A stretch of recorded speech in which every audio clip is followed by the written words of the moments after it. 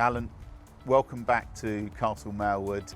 Great to have you back here again. And you know, last time you were here, we talked about the business magazine and what it was looking like in the current landscape.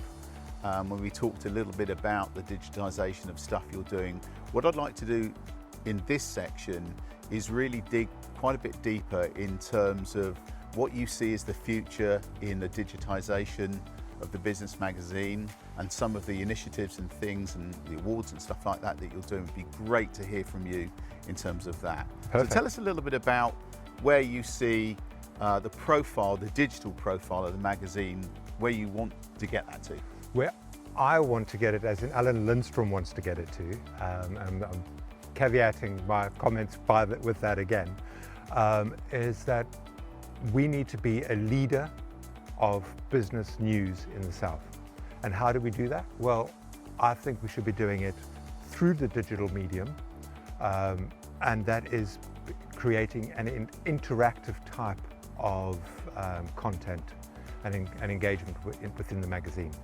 Now that can be through the website articles that we do, and then we do the digital magazine, which comes out every 2 months as a proper page-turning magazine. And as we touched on in the previous session, we were talking about how you can be dynamic in that version of the magazine. I see us being able to have video content within that, where we can have articles that can actually interview in video. So what we're doing now could actually be in the magazine, and we could make reference to things that people will then be able to link straight to. Yeah, putting an article in context. Exactly. Exactly. Yeah, very powerful. And where that idea came from, it was there was a book written by a motivational coach in Bournemouth, and he's released a book, and it's got QR codes within his printed book that you scan to get additional content. And I thought, well, why can't we do that in a digital magazine? So that is how my thought process came, and then I started looking at all the different ideas of being able to bring video, audio, take sound bites, hear what the person has to say, as opposed to just reading something. You can actually click the button and hear in more detail. Yeah. So if you've done an interview with somebody, you might have edited content as far as the word count is concerned. But if you want some expanded stuff, you can click a button and you can hear more. Yeah, you could actually say, would you like to know more about this subject? Click here, and you could almost have that cascading, couldn't Indeed. you? In fact, bring in other... Now that I'm thinking about it, we were talking about paywalls in our previous session. We were. There's a perfect idea where you could use paywalls, potentially. Nice. That's that's not something I thought about. You brought it up earlier. Okay, well, you know, come to us, we'll copyright that for you, and you know, maybe we can help the business magazine out. Then we've got the additional thing as well with advertisers within the magazine, because now the adverts can be dynamic. And so whatever the client is working with, you can then link your advert straight out to their website. And that's really appealing, let's face it. Most advertisers, most people that are looking at an advert, although we talked in the previous section about turning the pages and seeing lovely pictures that are very, very well photographed, but actually, you know, there is definitely a massive demand for people to click on something and be immersed in what's going on from an image perspective, isn't there? Absolutely. So that works both ways. It works for the people that are actually advertising because it's showing off their product better. Yeah. It's actually working for a magazine such as yours, because actually what you're doing is you're offering out these dynamic links that can expand and exactly. And you know, one of the things that we do within the business magazine is we do listings and deals awards, etc. So when we publish those listings, we'll be able to link to the people that are referenced within the listings, the top businesses in manufacturing and the deals of property and the AIM 250. All of those things can be linked to.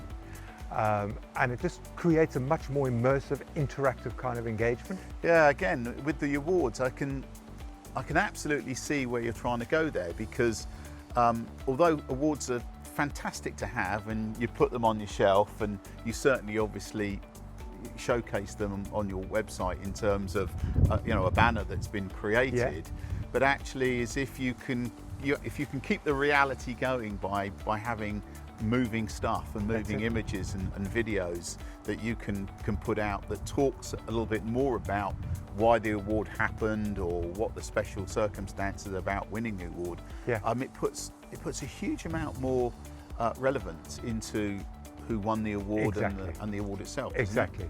So, as our standard thing we would do when we run our normal awards, so we have our standard awards, which is our business, the property awards, the business awards, the technology awards, and the deals awards. Those are our 4 main awards, and they run in the south and we run in the Thames Valley, so they replicate it in both. So there's 2 specific regions that we focus on.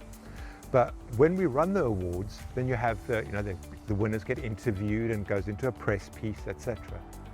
Now we can take those interviews and they can become real, they can become live, and it just adds more gravity and more quality and more depth to being able to be a winner or a finalist. You'd be able to potentially link if somebody's. We were talking technology. Our technology awards are we taking into the virtual space. We thought it was the perfect platform to do it in. And so we're running our technology awards as a virtual awards this year, and running it in a very different way to just a normal kind of a Zoom conference. We've got live interaction happening with our guests, judges, our presenters from a studio. We'll be interacting with audiences, etc. But once the winner's all done, we could then take that and bring it into the magazine as a digital piece. And it just with the QR code like you were talking before. It's a really smart idea. Or push the button play. I'll push the button and play. Exactly right. And link there's just the possibilities of what we can do are just phenomenal. So do you see, I suppose the dilemma now is that there's a huge push into the digital space because it's absolutely happening, and anybody that is not doing that is certainly going to struggle. But actually, as you were talking, the business magazine has got a huge readership in terms of its print side, and it's actually bringing those back together. And there's perhaps an opportunity for those two things to dovetail in, because you can place things in there that become digital straight out of a piece of print. That's right. That's exactly it. This is the reason why I think digital is the future. We all know digital is the future. We all live on our phones. We do. Some of us a little more than others, but digital is the way forward. And the powerful thing with digital as well is that they are it's measurable, so you can see who's coming there, what people are reading, what's of value to the readership. So you can really hone and make sure that you're providing content that is required. And you could almost also link that to the back catalogue in some way, couldn't? Absolutely, we can. So relevant pieces in the back catalogue. If you hadn't heard this, then have a look here. It puts a huge amount more content available for you to use. I think that's really interesting. I think it's been really interesting to hear a publisher's view of what technology is doing as a disruptor, but actually also as an innovator in your marketplace. Thank you. Definitely we're looking at trying to be a bit disruptive. Like we touched on earlier, we are the only independent voice of business in the South. And I think that's we've important. got to be different. We've got to be different, and we've got to give something that nobody else is giving and lead the way. We've led the way with so many things. Our events have always been the best outside of London, the biggest awards events outside of London, and we've got to continue in that direction. We keep moving forward. We compliment you for that, Alan, and the business magazine, and thank you very much for your time. Thank you. We found it great. Thank you very much.